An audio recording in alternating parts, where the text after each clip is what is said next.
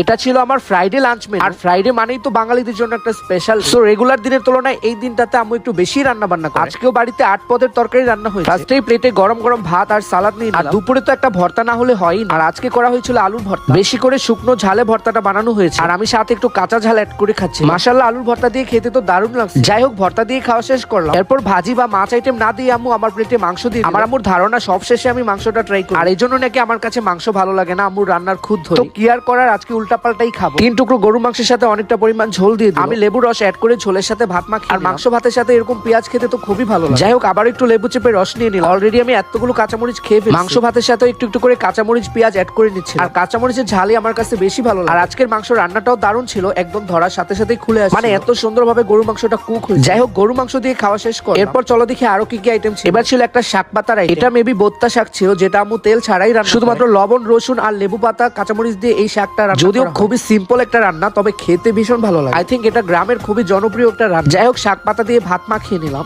আর extra কাঁচামরিচ নিয়ে ভেঙে ভেঙে আবারও শাক পাতার সাথে অ্যাড করে খেয়ে নিলাম। আর বোত্তা শাক রান্নাটাও দারুণ মজা হয়েছিল।